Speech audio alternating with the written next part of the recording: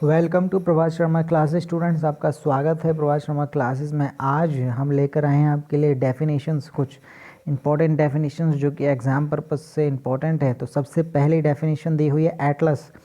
Atlas का मतलब होता है अ बुक कंटेनिंग मैप्स, यानी कि एक कैसी किताब, एक ऐसा कलेक्शन जिसमें मैप ही मैप हों तरह तरह के, चाहे वो हमारे फिज़िकल मैप हो इंडिया का, चाहे पॉलिटिकल मैप हो, चाहे हमारा थीमेटिक मैप्स हों, जहाँ पर हमारे वर्ल्ड से रिलेटेड एक स्पेसिफिक कंटिनेंट से रिलेटेड हमारे मैप्स होते हैं, जिसमें किसी का ऑस्ट्रेलिया कंटिनेंट का मैप बना हुआ है, किसी में यूरोप का बना हुआ है, किसी में वर्ल्ड का है, किसी में इंडिया का है। तो ये तरह तरह के मैप, चाहे वो फिज़िकल, थीमेटिक, पॉलिटिकल मैप हों, ये सारे कलेक्शन होता है, एक तरह का संग्रह होता है जिसको हम एटलस बोलते हैं। सेकंड इसमें दिया हुआ है बायोग्राफी।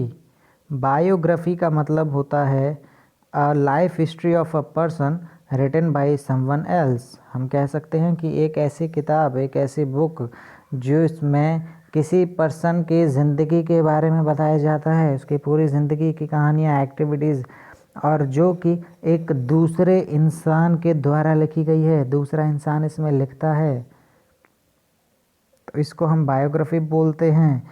जो इंसान दूसरे के बारे में लिखता है उसको बायोग्राफी बोला जाता है, और जो किताब अपने ही द्वारा लिखी जाती है उसको हम ऑटोबायोग्राफी बोलते हैं। जैसे हमने अगर क्लास में बोला बेटा अपने आप तुम्हें बनाकर लिखना है सेंटेंस, तो वो ऑटो कर रहे हैं, अपने आप लिख रहे हैं, तो हमारी एक तरह से कह सकते हैं कि हमने बोला अपने बारे में लिखो कुछ भी, तो ऑटोबायोग्राफी लिख रहे हैं, अपने आप लिख रहे हैं।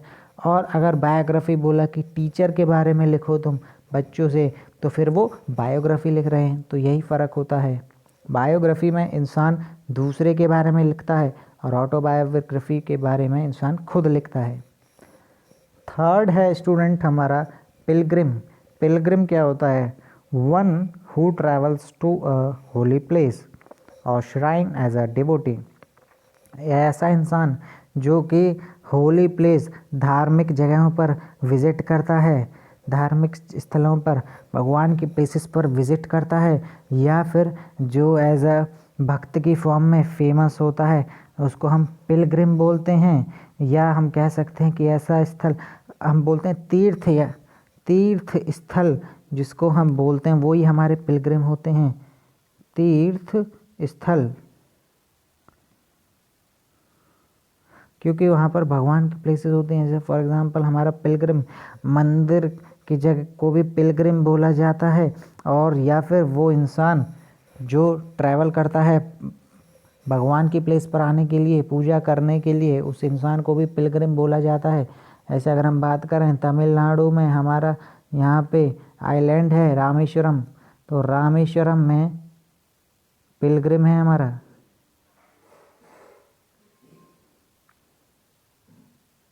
अगर मैं बात करूं ऊपर उत्तराखंड में, यहाँ पर भी हमारा एक पिलग्रिम है बद्रीनाथ, जहाँ पर लोग विज़िट करते हैं।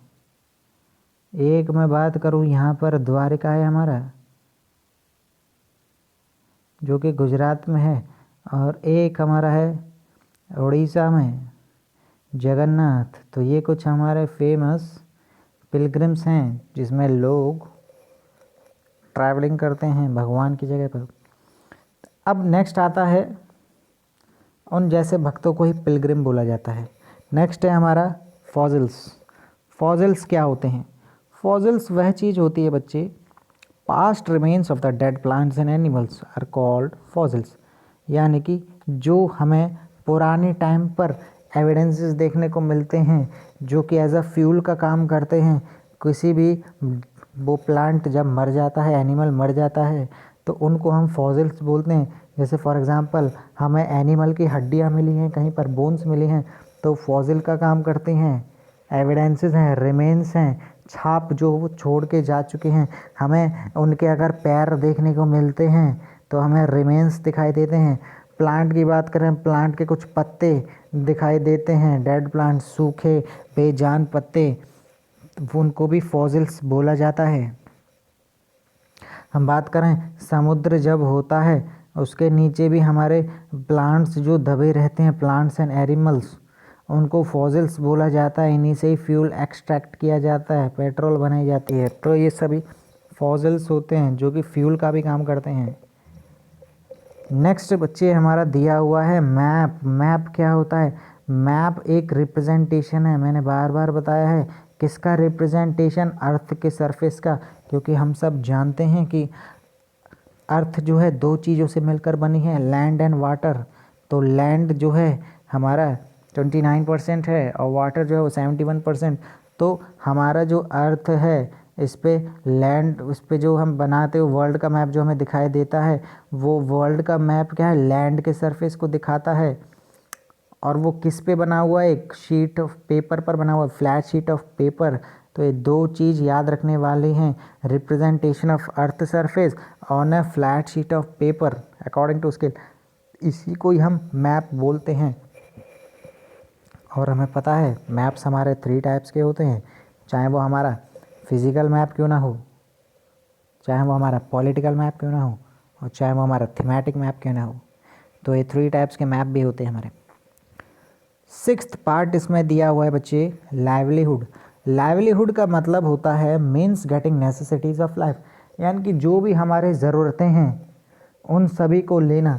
अब ज़रूरतें क्या हैं? सवाल ये उठता है। तो हमें जीने के लिए कुछ चीज़ों की ज़रूरत होती है, जैसे हमारा डायलॉग है रोटी, कपड़ा, मकान।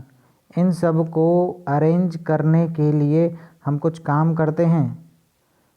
तो वो काम हमारा किस लिए किया जाता है? हमारा गुजारा चल सके, हमारा काम चल सके, हम जी पाएँ, उसी चीज़ को हम लाइवलीहुड्स बोलते हैं।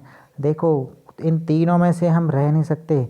रोटी के बिना ज़िंदा नहीं रह सकते, पहनने के लिए कपड़ा चाहिए, और जहाँ रहेंगे तो उसके लिए मकान चाहिए। तो ये लाइवलीहुड्स होती हैं, रोज़ी रोटी जो कि हमें ज़रूरत पड़ती है। और इन्हीं तीनों को अरेंज करने के लिए हम नौकरी करते हैं, पैसे कमाते हैं, फैमिली को खुश रखते हैं। तो स्टूडेंट्स, ये आज की कुछ हमारी डेफिनेशंस थी जो कि हमने कंप्लीट करी हैं। नेक्स्ट वीडियो में हम अपने शॉर्ट आंसर्स करेंगे। Okay, thank you class. Video अच्छी लगी हो तो लाइक करना ना भूलें, शेयर ज़रूर करें। Stay home, stay safe.